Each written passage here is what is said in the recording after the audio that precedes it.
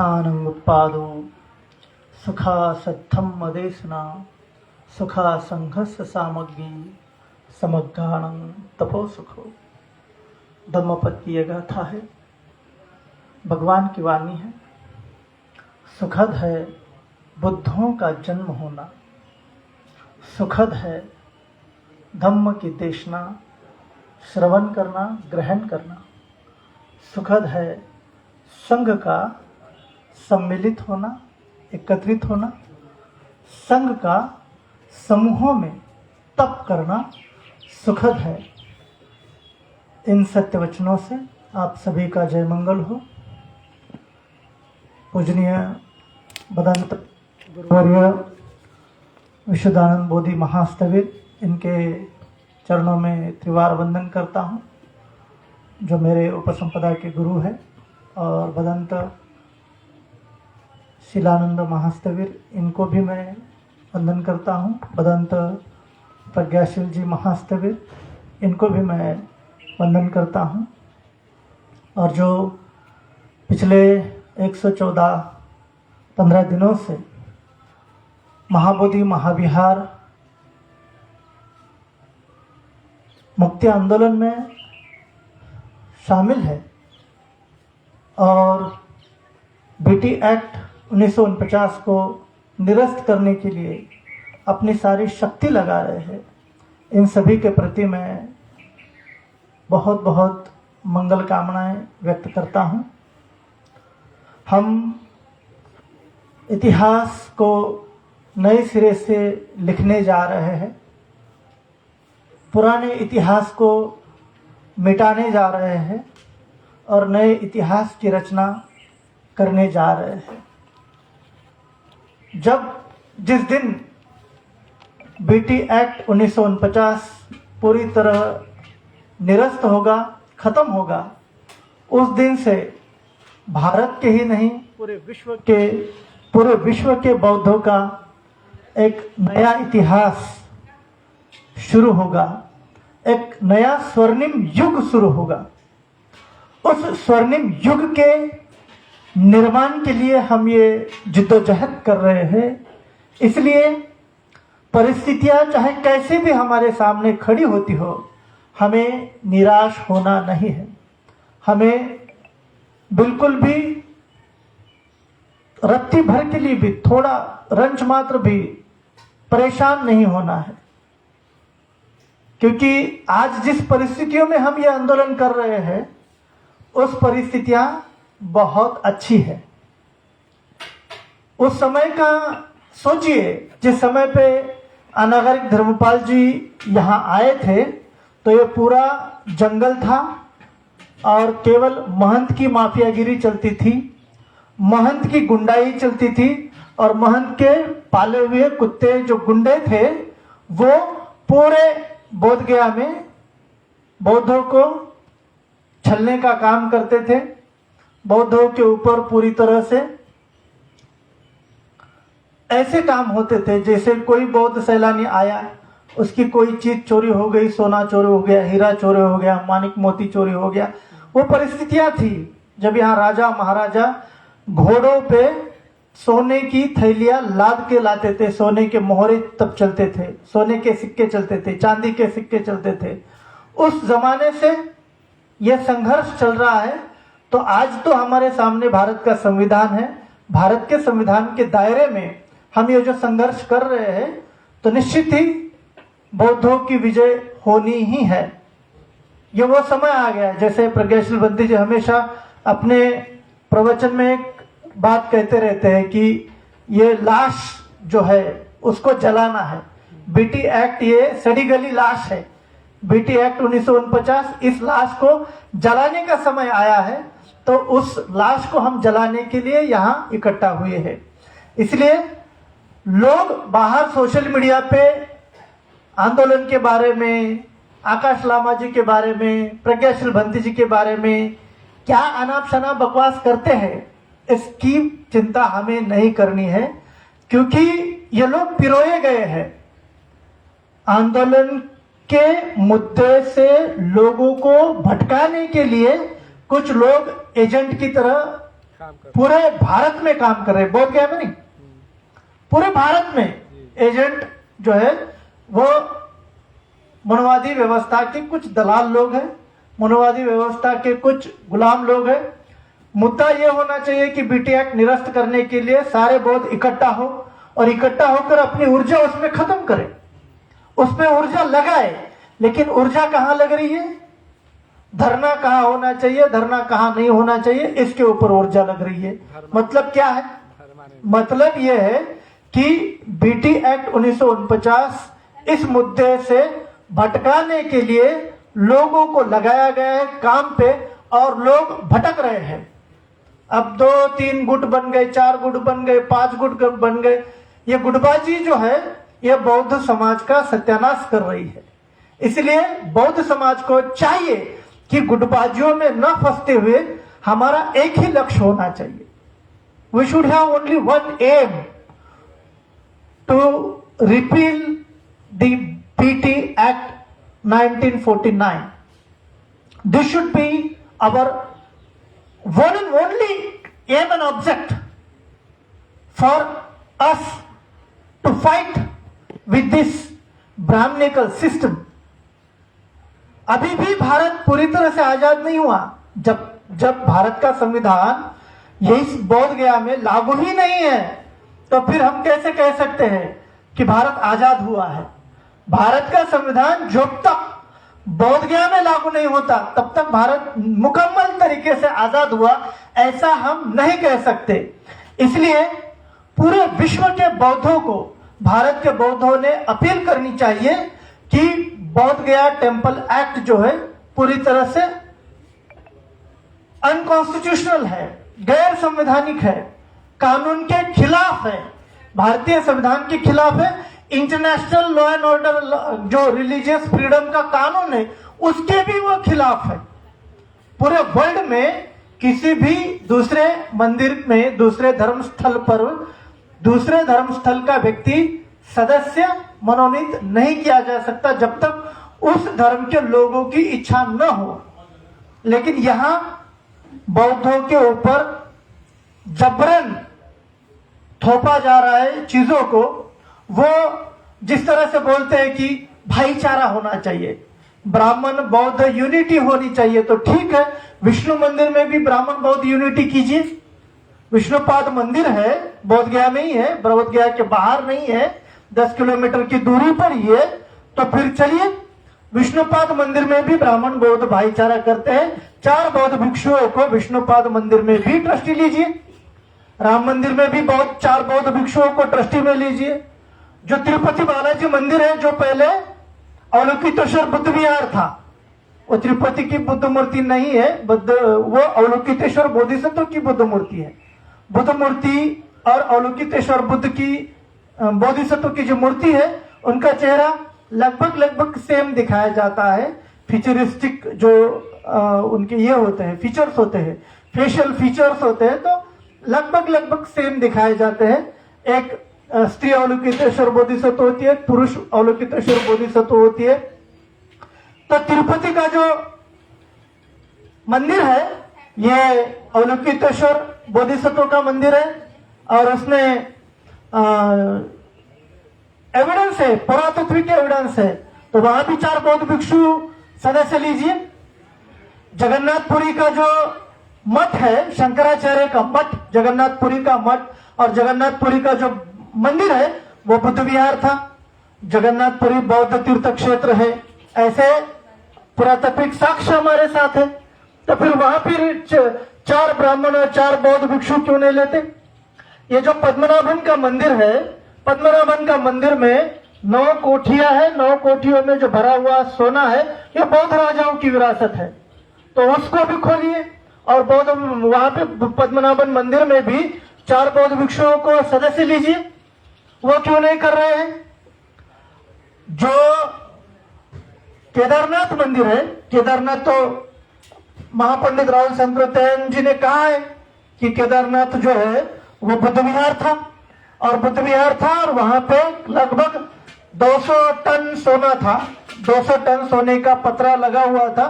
पिछले साल 200 टन सोना गायब हो चुका है वहां से और वहां पे तांबा लगाया गया, तांबे पे सोने का पॉलिश लगाया गया। वो सोना किसने चोरी किया? पिछले साल की बात है, मैं 2000 साल की पहले की बात नहीं बोल रहा, या 200 साल पहले की बात नहीं बोल रहा, या 100 साल पहले की भी बात नहीं बोल रहा। 2 साल पहले 200 टन सोना गायब हो चुका है। तांबे के पत्र पे सोने का पेंट दे दिया है और वो कहाँ गया? केदारनाथ का। हम नहीं बोल रहे, वहां आपका प्रशासन है, आपके लोग हैं, आपके पुजारी है, फिर कहाँ गया? चोरी किसने की? इसका खोजबीन नहीं कर रहे और ब्राह्मण बौद्ध भाईचारा चला रहे हैं। ब्राह्मण बौद्ध भाईचारा कभी नहीं हो सकता। क्यों नहीं हो सकता? क्योंकि सबसे अधिक भगवान बुद्ध की निंदा अगर किसी ग्रंथों में की गई है तो ब्राह्मणों ने लिखे गए संस्कृत ग्रंथों में भगवान बुद्ध की निंदा की गई है। भगवान बुद्ध को चोर कहा गया, भगवान बुद्ध को वंश विनाशक कहा गया, वंश का नाश करने वाला कहा गया। और भगवान बुद्ध को देखने मात्र से पाप लग जाता है, नरक में 7 पीढ़ियां चली जाती है। ब्राह्मणों ने, ब्राह्मण ग्रंथों में लिखा गया। कहां से भाईचारा करेंगे? भाईचारा ब्राह्मण बौद्ध करना है तो पहले अपने शास्त्रों को ठीक करो। जिन जिन ग्रंथों में, जिन जिन शास्त्रों में भगवान बुद्ध को चोर कहा गया है, उन लाइनों को ब्राह्मणों ने पहले काटना होगा। रामायण से वो लाइन काटिए जो जिसमें लिखा गया है कि भगवान बुद्ध चोर है, बौद्ध लोगों का मुंह नहीं देखना चाहिए, जो मुंडन किए गए भिक्षु है, टकले भिक्षु है, उनका मुंह नहीं देखना चाहिए, उनका मुंह देखने से अपशकुन होता है। ऐसे ब्राह्मण ग्रंथों के साहित्य में लिखा हुआ है। पहले आपको अपना साहित्य ठीक करना होगा, फिर बौद्ध भाईचारे की बात करनी होगी, फिर ब्राह्मण बौद्ध भाईचारे की बात करनी होगी। पहले अपने ग्रंथों में तो भाईचारा लाइए। ग्रंथों में भाईचारा नहीं है तो समाज में क्या भाईचारा आएगा? आपके ग्रंथों में ही आपने 4 मंजिला बिल्डिंग बना दी है जिसमें न सीढ़ी है, न कोई आने जाने का ऑप्शन है। ब्राह्मण शूद्र नहीं हो सकता और शूद्र ब्राह्मण नहीं हो सकता, क्षत्रिय शूद्र नहीं हो सकता, शूद्र क्षत्रिय नहीं हो सकता, वैश्य शूद्र नहीं हो सकता, शूद्र वैश्य नहीं हो सकता। ये जो आप ग्रंथ असमानता की बात कर रहे हैं तो पहले उन ग्रंथों को पहले ठीक कीजिए, बाद में ब्राह्मण बौद्ध भाईचारे की बात कीजिए। इसलिए भाईचारा करना है तो भारतीय संविधान को पहले अपना ग्रंथ मानना होगा। तो मानोगे मनुस्मृति को और बोलोगे कि नहीं, केवल महाबोधि महाविहार में हमें भाईचारा चाहिए। महाबोधि महाविहार में ही तुम्हें क्यों भाईचारा चाहिए? भाईचारा चाहिए तो हर मंदिर में होना चाहिए, हर ट्रस्ट में होना चाहिए। और भाईचारा नहीं चाहिए तो ये महाबोधि महाविहार एक्ट को खत्म करना, यह पहली प्रायोरिटी होनी चाहिए। इसलिए हम जो यहाँ बैठे हैं तो हम डटे रहेंगे जब तक ये महाबोधि महाविहार बौद्धों के हाथ में नहीं आता, और जब तक ये जो एक्ट है पूरी तरह से खत्म नहीं होता, तब तक भारत के नहीं पूरे विश्व के बौद्ध इस एक्ट के खिलाफ आवाज उठाते रहेंगे। हम आवाज उठाते रहेंगे, हर रोज धरना करेंगे, हर रोज आवाज उठाते रहेंगे। चोर लोग क्या बोलते हैं, चोर लोगों की क्या अफवाहें हैं, क्या अफवाहें वो फैलाते हैं, इसके बारे में हमें चिंता करने की जरूरत नहीं है। हमारा लक्ष्य होना चाहिए बोध गया मंदिर अधिनियम 1949, बोध गया टेम्पल एक्ट 1949, जो संविधान लिखने के पहले लिखा गया, जिसके लिखने का मकसद ही बोध गया महाविहार को कब्जा करना था। जबकि 1895 में कोलकाता के कोर्ट ने और गया के कोर्ट ने बौद्धों का विहार बौद्धों का है और यह बौद्धों को दे देना चाहिए, ऐसा पूरी तरह से अमेंडमेंट कर दिया था। ऐसा हाई कोर्ट का जजमेंट है, कलकत्ता हाई कोर्ट का। कितने दिन का, कब का? 1895 का। 1895 का जजमेंट है कलकत्ता हाई कोर्ट का।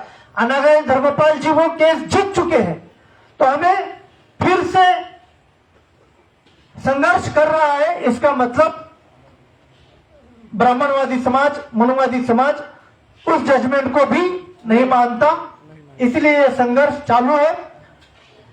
1891 से लेकर 2025 तक 135 साल हो गए। 135 सालों से ये धरना चल रहा है, 115 दिनों से नहीं, ये याद रखिए। ये धरना कब से चल रहा है? 135 साल से चल रहा है। इसको 115 दिन में गिनना ठीक नहीं है, ऐतिहासिक नहीं है। 135 साल का इतिहास है इस आंदोलन का। तो जो कोई लोग बोलते हैं कि धरना यहां से उठ गया, वहां से उठ गया, 135 साल से धरना उठा रहे हैं, एक दिन का नहीं है। 135 साल से बौद्ध लोग पूरी दुनिया से महाबोधि महाविहार हमारा है इसकी मांग कर रहे हैं। तो पूरे दुनिया के लोगों को जागना होगा, पूरे विश्व के बौद्धों को इकट्ठा होना होगा और इकट्ठा होकर आवाज बुलंद करनी होगी। अगर ये सुप्रीम कोर्ट 29 जुलाई को महाबोधि महाविहार बौद्धों के हक में निर्णय नहीं देता तो बौद्धों की तैयारी होनी चाहिए। आगे हम अंतर्राष्ट्रीय कोर्ट में जाएंगे, अंतर्राष्ट्रीय कोर्ट में जाके भारत सरकार की जो को फैसले है वो गलत है इसको साबित करेंगे और फिर बौद्धों के हक की लड़ाई अंतर्राष्ट्रीय स्तर पे लड़नी पड़ेगी। इसलिए हमें हर स्तर से तैयार रहना है। ये कोई बोल रहे हैं ना कि धरना यहां से उठ गया, धरना वहां है, धरना तुम क्या कमरे में करते हो क्या? तो शिकागो की जो धर्म परिषद थी तो वो कमरे में ही हुई थी, लेकिन जो बिगुल बजा पूरी दुनिया में उसका आवाज गया। तो तब ब्राह्मण यहाँ के जाग गए। इन्होंने महाबोधि महाविहार के मुक्ति आंदोलन को तोड़ने के लिए, मरोड़ने के लिए, खत्म करने के लिए भारत के आजादी का आंदोलन खड़ा किया। अंग्रेजों भारत छोड़ो ये जो नारा लगाया, ये महाबोधि महाविहार बौद्धों के हाथों में से न जाए इसलिए लगाया। अब आप बोलेंगे बंते जी आप तो ये नए कुछ बात बोल रहे हैं, इसके प्रामाणिक बौद्ध साक्ष्य हमारे पास है। या ऐसे ही नहीं बोल रहे, हवा में नहीं बोल रहे।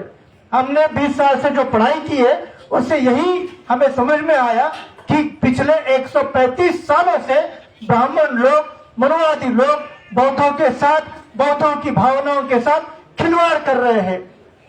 और ये जो हमने आंदोलन चलाया है ऑल इंडिया बुद्धिस्ट फोरम के माध्यम से, वो आंदोलन इसी बात का है कि अब इस मुर्दे को जलाना ही है। इसलिए अधिक ज्यादा बात न करते हुए एक ही बात करूंगा, भारत के सभी बौद्धों को हर रोज एक ही बात की चर्चा करनी चाहिए, महाबोधि महाविहार अधिनियम 1949 निरस्त होने के बारे में ही बात करनी चाहिए। भुखमरी की समस्या नहीं रही बौद्धों की। पूरे भारत के बौद्ध किसी न किसी तरह से अपनी जिंदगी जी ही रहे हैं। हमारी भूख की समस्या मिट चुकी है, कपड़े की समस्या मिट चुकी है, रोटी कपड़े मकान की अब हमारी लड़ाई नहीं रही है। भारत के संविधान ने रोटी कपड़ा मकान शिक्षा सब कुछ दे दिया है। अब एक ही लड़ाई बाकी है और एक ही संघर्ष है, एक ही मांग होनी चाहिए पूरे बौद्धों की, पूरे भारत के बहुजन समाज की। SC ST OBC इस देश का मूल निवासी समाज है। हम विदेशी नहीं है, हम विदेश से बाहर से भारत में नहीं आए हैं। हमारी धरती ये भारत की हमारी धरती है। SC ST OBC मूल निवासी बहुजन समाज इस धरती का मालिक है और मालिक अपने हक की लड़ाई लड़ रहा है, दूसरी कोई लड़ाई नहीं लड़ रहे। अपने हक की लड़ाई लड़ रहे हैं, अपने हक की जो जायज मांग है वो मांग कर रहे हैं। इसलिए SC ST OBC सभी बौद्धों को, सभी बहुजनों को एक होकर एक ही आवाज, एक ही मांग करनी चाहिए कि बौद्धों का महाविहार बौद्धों को दे दो। बौद्धों का महाविहार में कोई भी गैर बौद्ध व्यक्ति नहीं रहेगा। अगर वहां गैर बौद्ध व्यक्ति नहीं रहेगा, कोई भी प्रशासन में दूसरा गैर बौद्ध व्यक्ति नहीं रहेगा, तो बौद्ध तैयार तरीके से हम उस बुद्ध विहार को चलाएंगे। बुद्ध धम्म के विनय के अनुसार, धम्म और विनय के अनुसार उस बुद्ध विहार को हम चलाएंगे और वहां बुद्ध धम्म की शिक्षा दीक्षा का वो कार्यक्रम चलेगा जो भारत को आने वाले समय में बाबा साहब ने जो कहा था कि सारे भारत को बौद्धमय करेंगे। पहले महाबोधि महाविहार को बौद्धमय करें। भारत तभी बौद्धमय होगा जब महाबोधि महाविहार बौद्धमय होगा, क्योंकि वो बौद्धमय नहीं है। उसमें 9 लोग गैर बौद्ध है और 4 बौद्ध लोग हैं और गैर बौद्ध लोगों की मेजोरिटी है और वो बौद्धों पर अपने निर्णय थोपते हैं। उसका डीएम प्रशासन का डर दिखाकर बोलता है कि ये सरकार का कानून है, सरकार का नियम है, सरकार का आदेश है, मुख्यमंत्री का आदेश है, गवर्नर का आदेश है, हम तो उसके गुलाम है। डीएम अपने मन से कुछ नहीं करता, सारा कुछ पटना में उसकी खिचड़ी पकती है और फिर वहां यहाँ पे परोसी जाती है। इसलिए हमें गया प्रशासन को, पटना प्रशासन को हर रोज जगाना होगा, उसे चैन की नींद सोने नहीं देना है। यही बौद्धों का काम होना चाहिए कि न पटना प्रशासन सोए न गया प्रशासन सोए, तभी ये बौद्धों का बुद्ध विहार बौद्धों के हक में आएगा। और हम जब महाबोधि महाविहार बौद्ध में होगा तो बिहार भी बौद्ध में होगा और भारत भी बौद्ध में होगा। पूरे एशिया को बौद्धमय करेंगे, पूरे विश्व को बौद्धमय करेंगे, पूरे विश्व से युद्ध का नामो निशान मिटा देंगे और हर घर में बुद्ध का झंडा लगाएंगे, हर गांव में बुद्ध का परचम लहराएंगे, हर घर में बुद्ध का नाम पहुंचाएंगे। यह कब होगा? जब महाबोधि महाविहार बौद्धमय होगा, तभी यह संभव है, अन्यथा यह संभव नहीं। इसलिए हम डटे रहेंगे, लड़ते रहेंगे। जब तक महाबोधि महाविहार बौद्धों के हक में नहीं आ जाता तब तक ये लड़ाई जारी रहेगी। महाबोधि महाविहार मुक्ति आंदोलन जारी रहेगा। साधु साधु साधु। धन्यवाद।